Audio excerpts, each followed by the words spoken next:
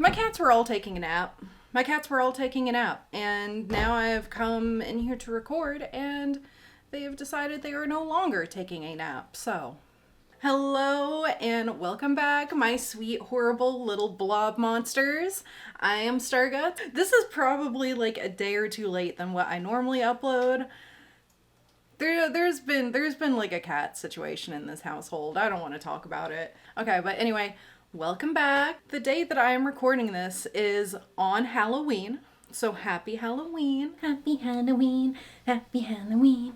Happy Halloweener. Happy Halloweener. Wiener. I hope everyone has had a great and safe one. Okay, now we can continue. I forgot the background music. So last week I teased that the movie this week would be something that was another low budget, atrocious looking horror movie, and yeah, I found this when I was still looking up stuff or working on the Blood and Honey review, and it popped up on my IMDb as like recommended or related to Winnie the Pooh Blood and Honey. And the moment that I saw this movie's poster, I was like, I have got to watch this. I have to watch this. It looked so horrible, just out of pure curiosity. I had to watch this movie. And so that is why this week I am very excited to talk to you guys about Five Nights at Freddy's. Oh, wait, no, I'm sorry. It's actually it's called Freddy's Fridays. This week we are looking at a movie called Freddy's Fridays. Put the poster up here if I have not already. It is a knockoff of Five Nights at Freddy's that came up, again, as recommended, because I guess the guy who was behind Blood and Honey was like a producer for this film. I don't know. When this movie showed up as like similar to or whatever that section of IMDb is called, I immediately sent a Snapchat? I immediately sent a Snapchat to some of my friends just saying like, this is gonna be the next movie. I'm fucking so excited. You know what? Let's just jump right on into it. Now, I am gonna do things a little bit different than I usually do. I usually like jump right into my own little synopsis, but I need you guys to have the same experience that I had discovering this movie exists, which includes the synopsis that IMDb gives the audience, which I immediately read and said, holy shit, this is gonna be horseshit. This is gonna be so fucking terrible and sleazy and probably just like a train wreck of a movie. And the synopsis is, an evil man lures female victims to his lair to be sacrificed by monsters.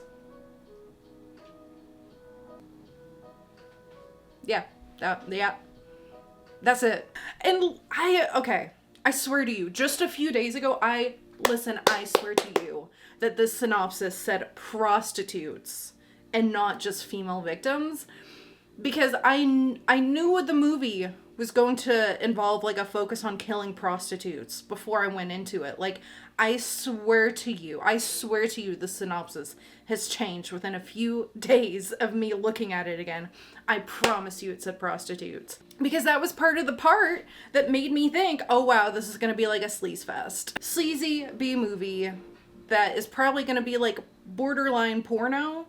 Like, listen, if you have not experienced very many low-budget films, you're not gonna get where I'm coming from. But those of you who have, it was like on my bingo sheet that a prostitute was gonna try and like fuck one of these monsters. I'm just saying. But actually, this movie was not nearly as sleazy as I thought it was going to be. It's not sleazy at all. Do you want to hear something? Even though there is a focus on prostitutes as victims, there is not a single droplet of nudity in this film. There is no, like, alluded sex. I'm sorry. Hold up. We have a low-budget B horror movie that has a focus on prostitutes and there's no sex scene?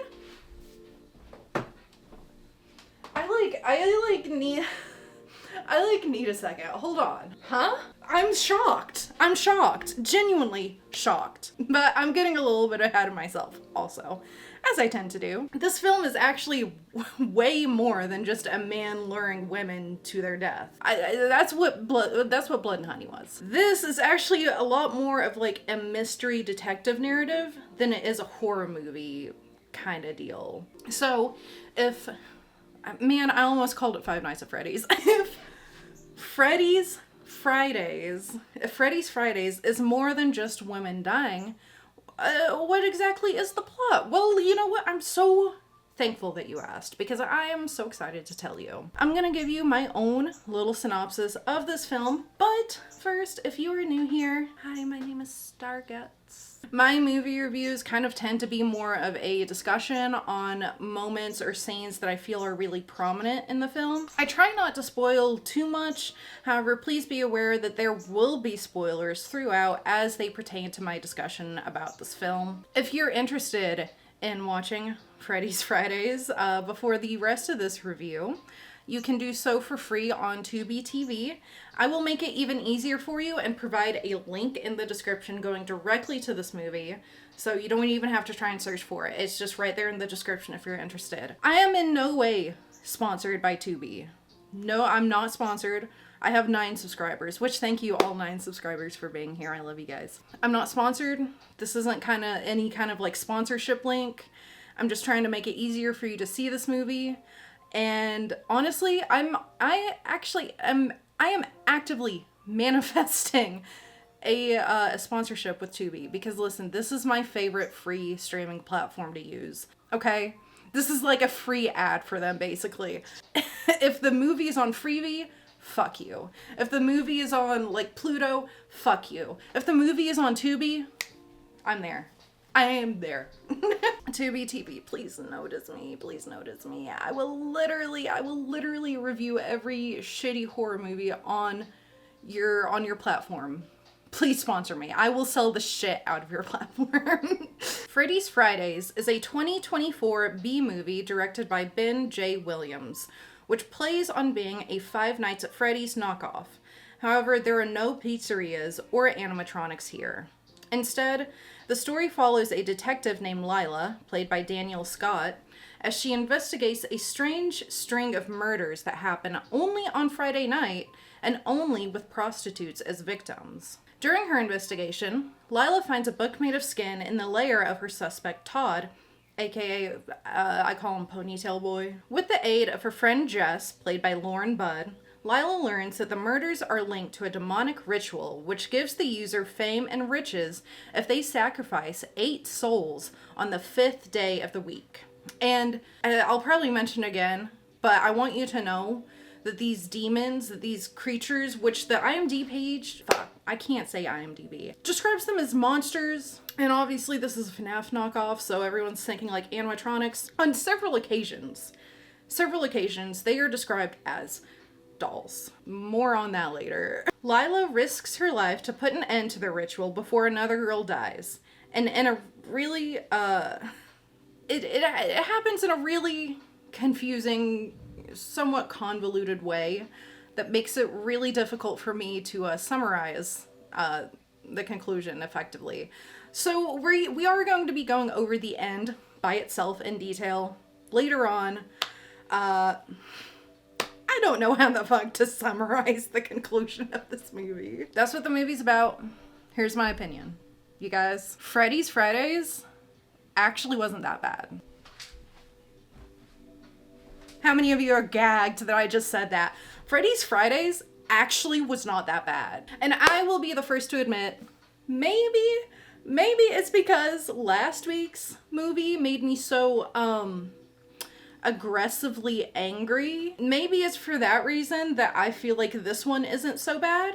But I've seen it about 3 times now at the time of me recording this, and I still kind of feel like it ain't that bad. It pains me a little bit to say it because when I took one look at this movie's page, I thought it was like easily gonna be so much more horseshit than Blood and Honey. Like, this looked like this looked like the shitty movie to top all other shitty movies, you know? But listen, Freddy's Fridays is not the worst thing I've ever seen, bro. Like, what? Now, please hear me out, because I know some of you might think that I'm just like pulling your leg or I'm just like trolling.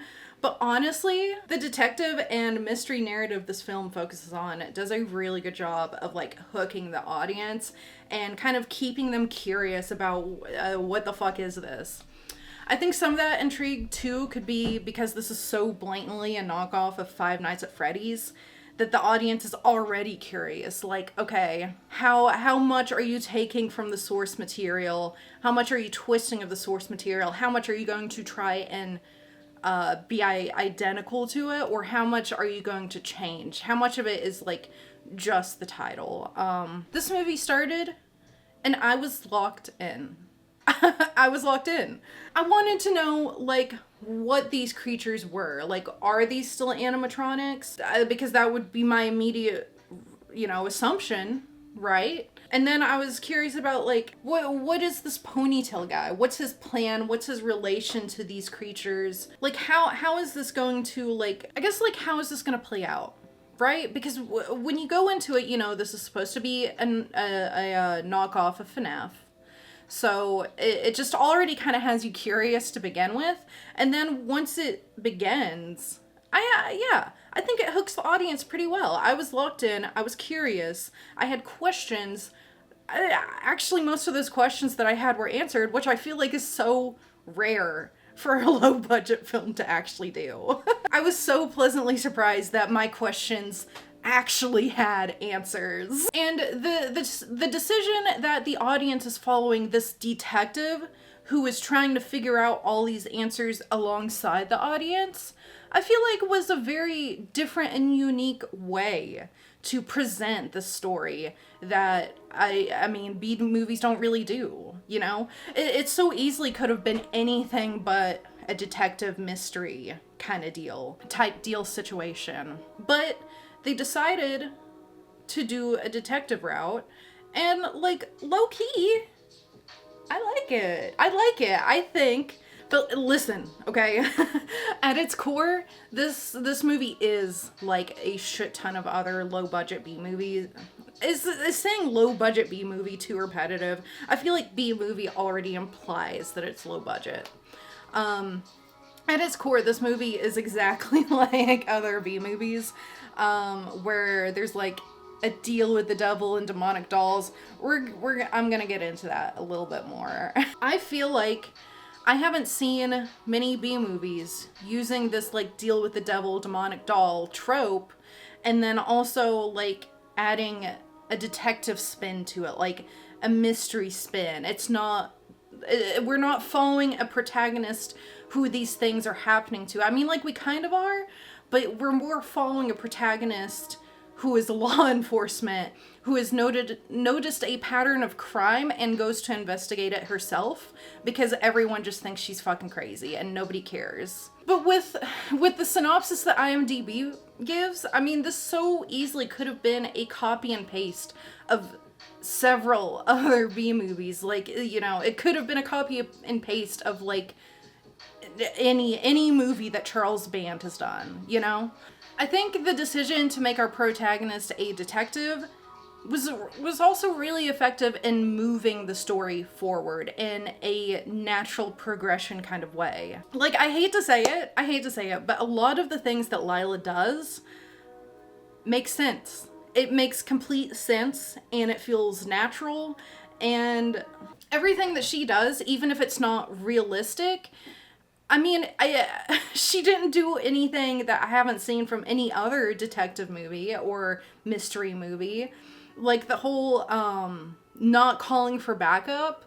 How many fucking detective movies do you know where the protagonist is not calling for backup? Come on. And then, by the way, Lila is Beatrix from Blood and Honey, dude. Whoa. Step back right now. What's happened? Lila is Beatrix from Blood and Honey. I know they gave her a name in the credits. I know they gave her a stupid fucking name in the credits, but does it really count if nobody called her that in the movie? If she showed up for 5 fucking... I can't get angry about Blood and Honey in a review that is not about Blood and Honey. It just pisses me off so much. But anyway, in this movie, she is Lila. And also in this movie, you actually know everyone's names. So her actress, Danielle Scott... she is very slowly becoming a favorite for me. A favorite actress. I guess low budget actress, maybe actress in general. I don't know. It's not like I follow many celebrities anyway. You know, because in Blood and Honey, I mentioned how Scott's character was like the only character in the film that I really liked just because her inclusion was ridiculous. And I also thought she was the only good performer in Blood and Honey. And so to see her as the protagonist in Freddy's Fridays, I was so fucking hyped. I'm like, thank God this woman, who I think was like one of the better performers in the last movie, actually has a lead role here, and I can actually see more of her acting. And I'm gonna fucking stand by my statement. I think she's pretty good. I like her. I feel like she understands the assignment. I don't feel like she overacts. And I don't know, man. I like her. I like her vibe. I just like her. And I was so happy to see her in like an actual lead role and not just like this random character that drops unnecessary lore that everyone already knows and then dies.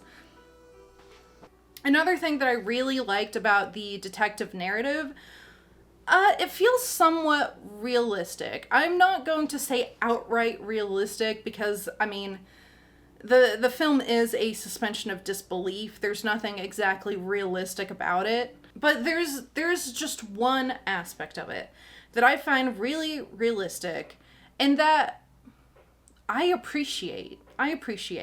That is how the victims are prostitutes and nobody gives a shit about them except for Lila. I like criminal justice. I studied it like pretty heavily, especially like the prison system and then like women in criminal justice, both as workers and convicts. And God be damned if the fact that prostitutes don't get justice ever at all isn't the truth. I mean, it is so common in the criminal justice system for someone who's a prostitute to never get justice, and I get that, like, a lot of normies fucking take on that is that, like, well, they're doing a crime, why would they need justice? Girl, don't talk to me. It is just, like, it's way more, you know, hey, guess what? The world isn't black and white. Shocker, I know. But the world's not black and white. There are several reasons why a prostitute would need to seek justice. Even when they are not murdered, even when they are not murder victims, like, cops just love to arrest a prostitute minding her own business, but they'll leave the Johns alone. Johns are fine. Even though what the Johns are doing is just as illegal, I pretend I do not see. And you know what? That is probably because they are usually protected members of society who just get to break the law. But I can't go into that right now because this video isn't exactly about that. A lot of the arguments that the characters who go against Lila make are arguments that I have heard dozens of times studying criminal justice, and especially like specifically like street prostitution, you know? Look, I don't mean to be dismissive, but she's probably holed up somewhere with a needle in her arm, waiting for her next paycheck. All I'm saying is these girls, they go missing. Sometimes they come back, sometimes they don't. And a lot of them, they live off the grid. And these arguments are usually around like, oh, well, girls go missing all the time. Who cares? It's a risk in this line of business. Who cares? Just a whole lot of who cares because of these women who are choosing to like use their bodies for money. And I liked the escort agency lady. I don't know if she ever got a name, but a lot of the arguments that she makes are also like really good points. Is that, like, you know, Some people are forced into it. Some people have no other option. Some people genuinely like it. Anastasia could just as easily have gone missing off the street if she worked in a local supermarket or walking home from the post office. But don't you think a job like this makes it more likely that they're going to come to a bad end? Possibly. But a lot of these girls don't have anything else.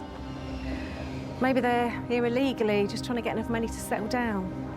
Maybe having someone that relies on them, like Connie, for example. Or maybe, just maybe, they enjoy their job. I don't know, from my perspective, as someone who's, like, studied the stuff, talked about it, the writers, what are they? Charlie and Tom Carter, man, it definitely feels like they know their shit about, like, street prostitution. Like, the culture of prostitution. This movie really reads like they know what the fuck they're talking about. Like, and then they use that. See, this even improves even more of their knowledge. They have a B movie about prostitutes dying, and it's not sleazy. It's not sleazy, and one of the main messages is that, like, prostitutes don't get justice. I wouldn't say that's a main message, actually. I wouldn't say this film has any kind of message, probably. But it is more of, like, a realistic approach to the situation. It's a very small detail that maybe not everyone cares about, but it's one that I noticed and that I appreciated, is how they tackle the subject of prostitution and how they give this, like, realistic look at it from the criminal justice side about, you know, just how many people don't give a shit because they're prostitutes. They're risking themselves, whatever, right? And I didn't notice anything blaringly horrible or out of place about the writing and the performances. Except for this guy. And then this girl... And was she another hooker? Yes, sir. Anyway. He's overacting to an extreme. But at least it's in, like, a funny, laughable way, you know? Overall, I think the story and acting, it's decent. It's decent. Decent enough for me to comfortably stomach this movie multiple times and not be filled with rage. However, I do feel the need to remind you guys, this is a super low-budget B movie that is also a cheap knockoff of a very popular franchise. And as such, it's not that good. There are still a lot of really terrible and boring moments in this film. Like, I think the main problem that it struggles with is just, oh my god, there's so much fluff. There's so much fluff. The movie is just barely over an hour long. And if you took out every scene that is either fluff or just drawn out for no reason, this movie would be under an hour. I would be willing to bet that this movie would be like somewhere between 45 to 48 minutes long if you cut down scenes that dragged on too long and remove the fluff. I'm not going to take the time to go back through the movie and, like, figure out the actual amount of time that would be taken off. It's not that serious. I don't want to put my energy towards that. Maybe somebody else does. The moments that were added just to pad out the runtime, dude, they're so obvious. They're so obvious that they were just fucking put there to fluff out the runtime and make sure that, like, it's at least a little bit over an hour. One of the most grueling examples is an interaction between Lila and an escort agency lady. This scene goes on for about 7 minutes. And it's not necessary to be that long at all. And it goes on for so long. The conversation ends up in a really weird place. What can I say? You got a trusting face. That being said, you can make a lot of money in my line of work. I'll pass, thanks. Okay, so, like, the first time I watched this, during the scene, again, so drawn out for no reason at all. I zoned out during this part. And then when I suddenly came to, actually, it's not that I suddenly came to, this snapped me out of being zoned out. That lady right here likes to fuck. Girl, what? I was like, What happened to the conversation? Where is this going now? I had to rewind to see what the fuck I just missed. I mentioned in my little synopsis that I had a difficult time figuring out how to, like, summarize the conclusion of this film. So let's go over the conclusion of this film. So another prominent moment where you can tell that the filmmakers are just desperately trying to make the film longer is its ending, man. The ending just completely fucks over everything else that just happened in the movie. It fucks everything up. It doesn't make any sense. I immediately got confused. I took notes to try and keep track of what the fuck they were talking about, and I don't know, make it make sense. We're gonna break it down together. My concern starts when Lila's boyfriend dies. He says the incantation and he dies like the same Friday as the 7th girl. So here's my question. Why is his spirit not considered the 8th and final soul? And also, that I can recall, there are no rules in, like, the Flesh book that say, you know, it has to only be one a week. Why can't you have more than one sacrifice on a Friday? Like, couldn't you just knock them out all in one Friday? There's nothing in the rules that establishes that it has to be one a week. All it says is that you need 8 souls. So he says it, he dies. Somehow, I guess, is not considered the 8th soul. I don't know why. Jess says the incantation on a Sunday, but she still doesn't die until Friday, that following Friday, when Lila is about to go out and try to catch Todd. Again, why is Jess also not considered the 8th soul? I don't... Part 3 of this breakdown. Todd is stupid. Todd is the stupidest character in the entire thing. He thinks that him saying the incantation doesn't matter. He says that, like, oh, it doesn't matter, it's the last one. Lila just, I mean, he doesn't know her name, but Lila, just repeat me so I can have my 8th soul and have all these riches and fame. I have the passage memorized because this is the last time I've got to do this. Now, repeat after me. Frederick. Absolutely fucking not. But, like, make that make sense, Todd. Just think about it a little bit longer. I don't think it matters if she's there. You said it too, motherfucker. Even if she did repeat him, they both would have just said it, and he would have been dead no matter what. Stupid man. Actually, a way that I think, if the filmmakers really wanted to, like, kill Todd, or for him to, like, die at the hands of his own, they aren't his own creatures, at the hands of, like, these demons that he's working with. Wouldn't it have been better if he just failed to collect the 8th soul, and so Freddy and friends fucked him up? But, like, surely he then becomes the 8th and final soul, right? Like, he's the summoner, he's the one doing the sacrifices, he is now dead, movie over. Right? No. And by the way, those motherfuckers were so anxious to kill him. Please. Freddy, no. Please. She's the 8th one. No. They were anxious. They were like, they had something against him. They were ready. They were waiting for this day.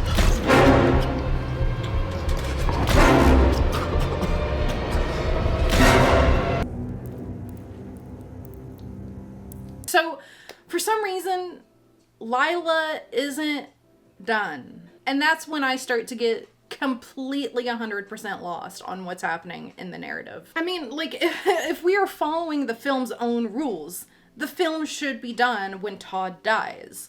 Because Todd basically made himself the 8th and final sacrifice, meaning that the deal is done.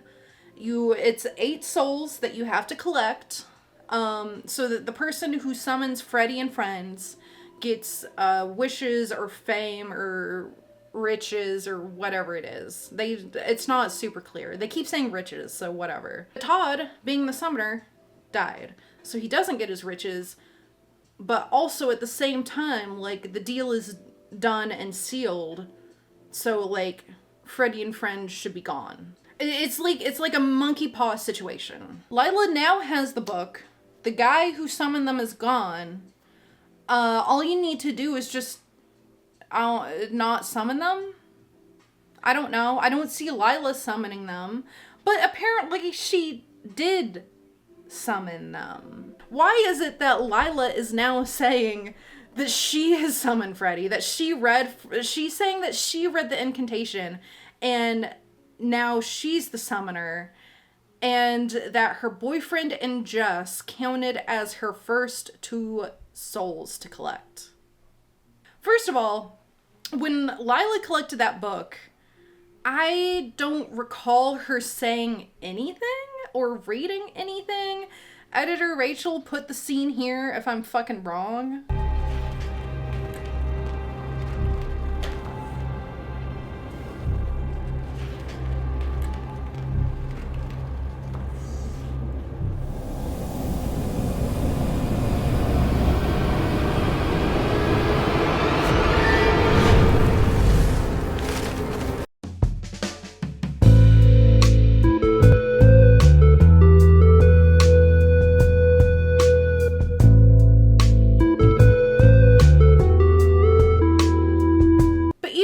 Does say something. Is it the same incantation that all the other sacrifices have said? So then what makes it different between saying this thing and it counting as summoning or as sacrifice?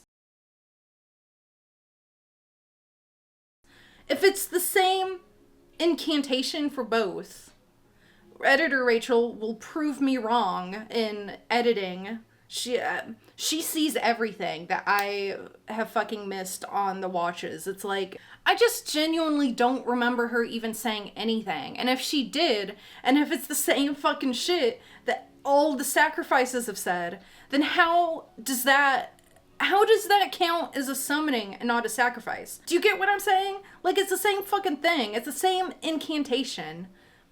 How is she not dead?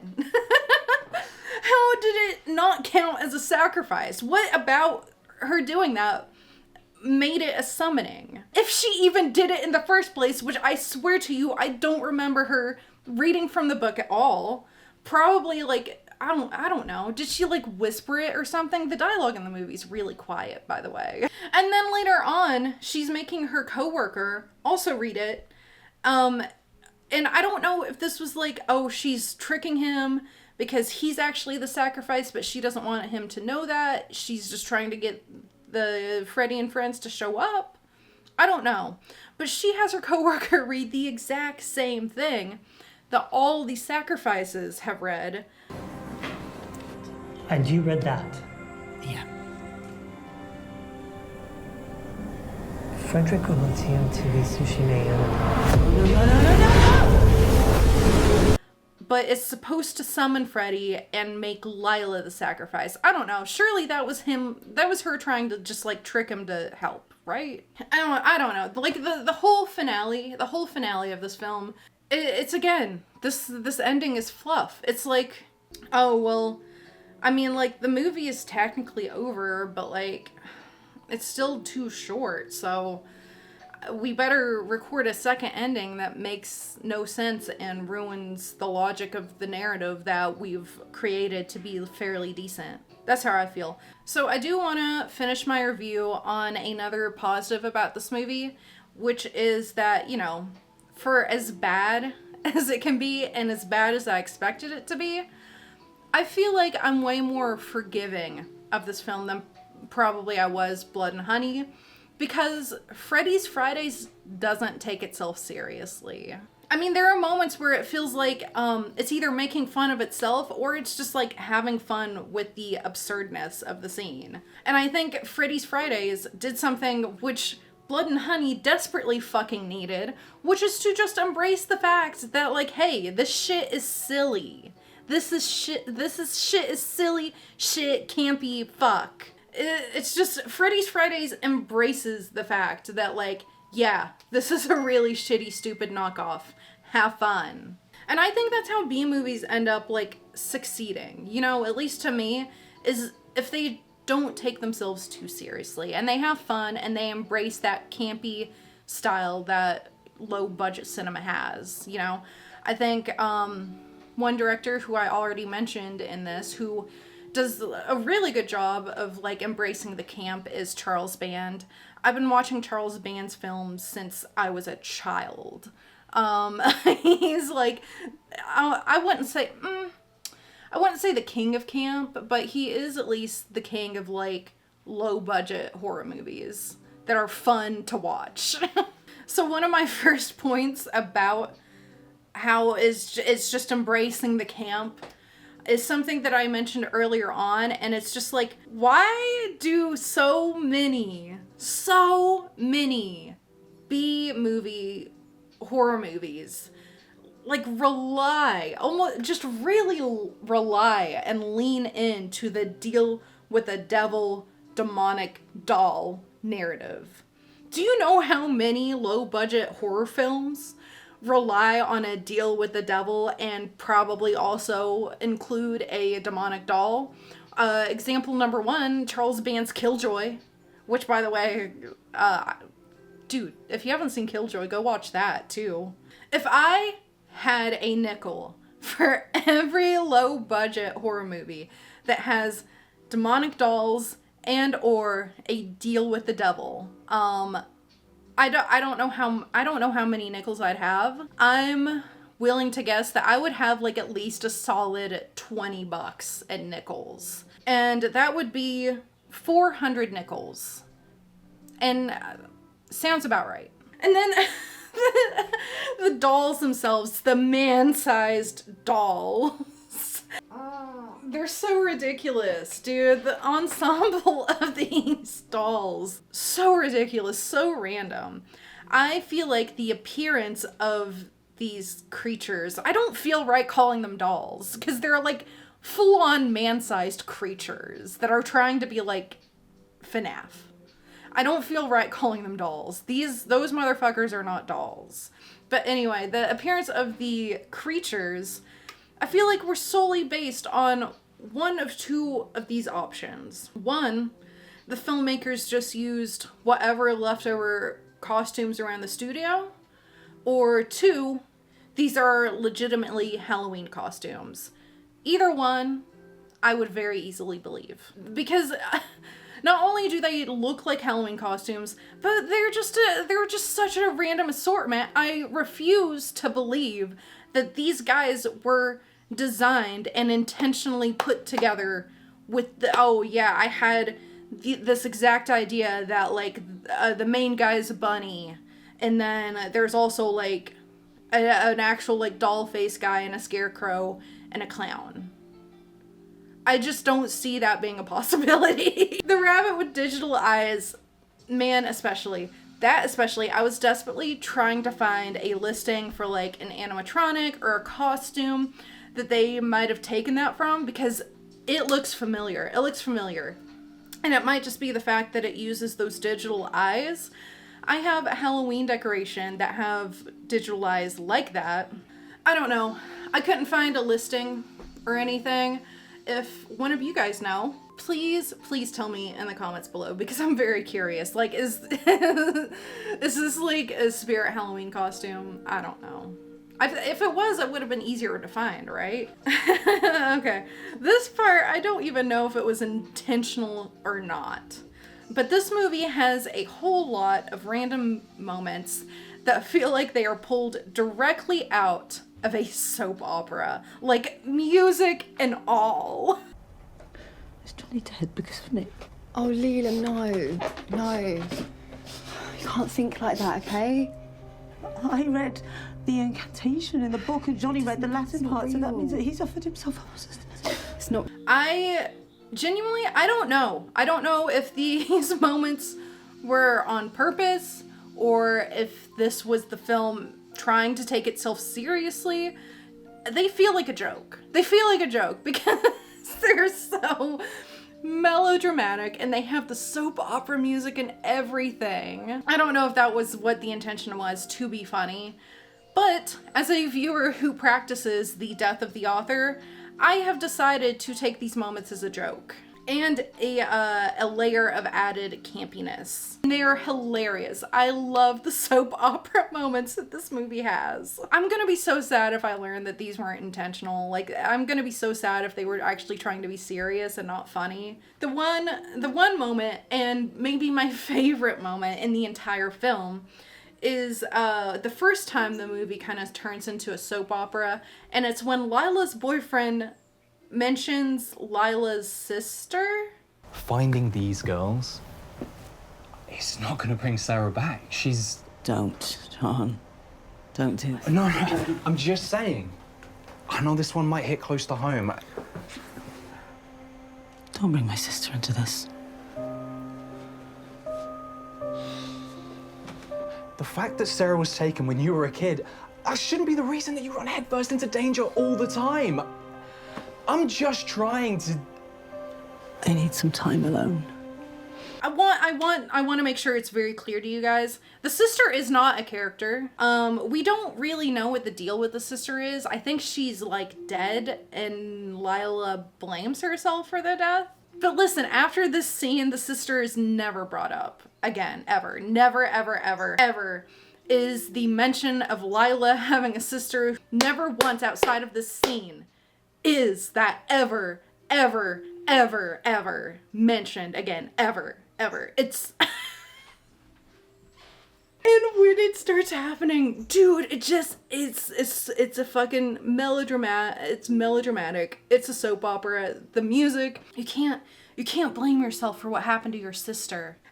Listen, and this moment is, again, I think another one of those moments that is just used to fluff the film to the barely over an hour mark. But man, does it not make me laugh so hard my stomach hurts. The sister thing isn't anything that Lila overcomes, because again, it's never, ever.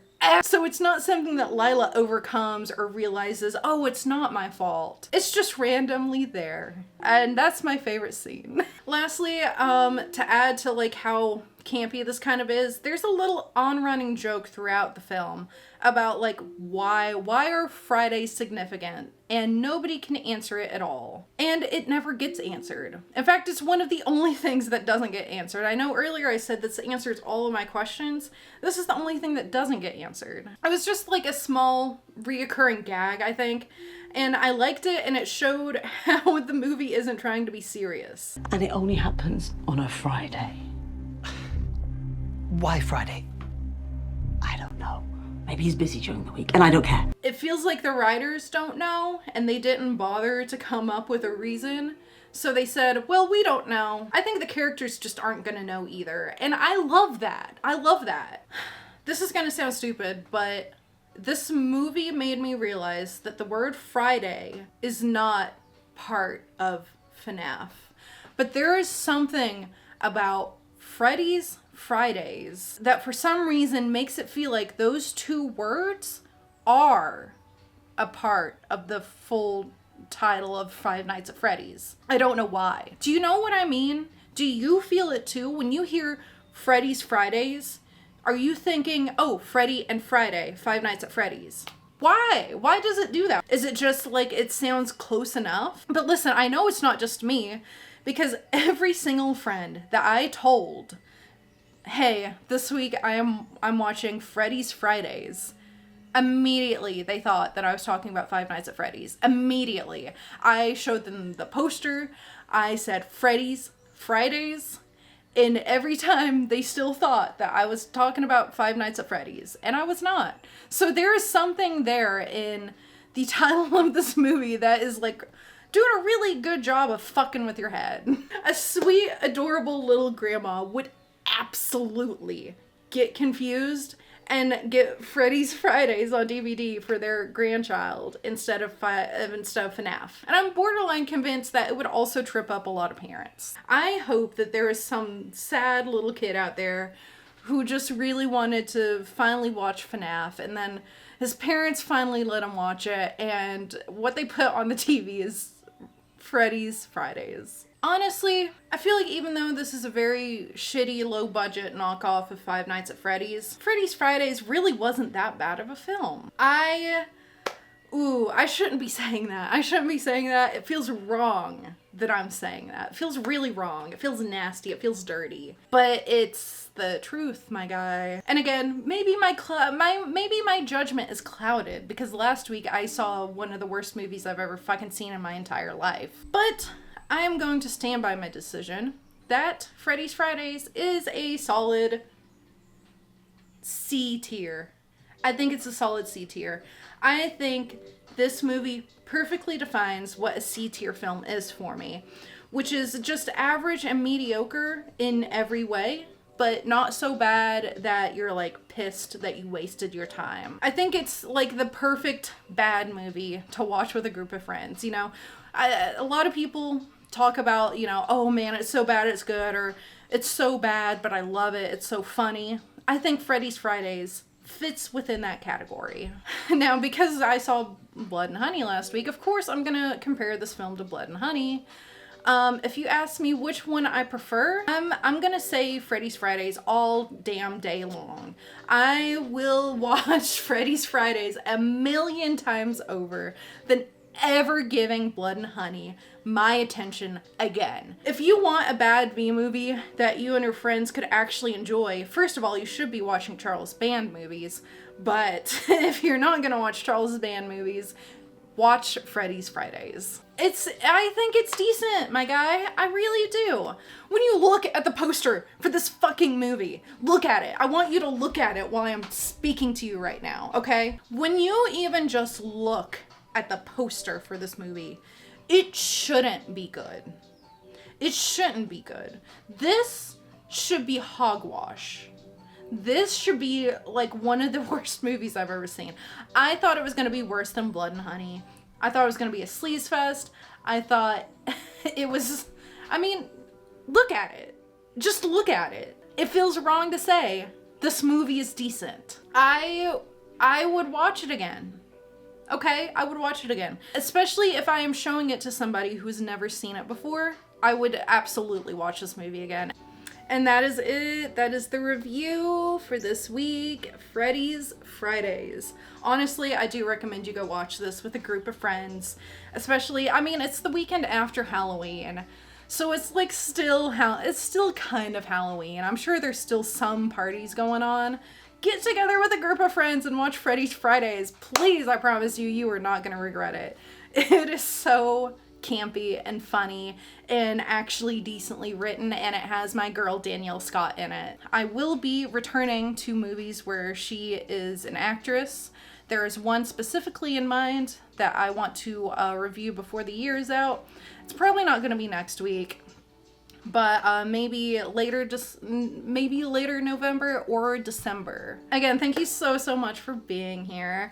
I really appreciate everyone who stays and watches until the very end. I put a lot of work into these, and so I don't know, man. I just really appreciate you. Time is precious, and the fact that you use your time to watch this stupid bitch ramble about a low-budget movie that no one's ever heard of, thank you. Just thank you. I appreciate your presence. If you stayed until the very end, I usually say like an emoji to drop. What emoji really fits the random vibe of this film? Maybe like a bunny? Put a bunny emoji in the comments along with something that you would like to share about this movie, either what you were expecting it to be. Usually this is the part where I say, like, if you've seen this movie. I highly doubt anyone's seen this movie, or many people have seen this movie, so I don't know what to say. Just share something in the comments. If you liked this review, please consider giving it a thumbs up. That kind of interaction really helps out with the channel, and it is just, again, so appreciated, as much as you spending your time here with me. If you disliked it, that's fine, but I want you to know if you dislike my videos, it means that you like Blood and Honey. That's so stupid. That's a stupid reason. And if you liked this video and you liked me rambling enough to watch more, consider subscribing and hitting that bell notification so you can be updated on my next upload, which is weekly. Also, if you haven't seen my other videos, I'm getting like a pretty decent backlog of videos that you can go back and watch other movies that I have reviewed now. Check those out.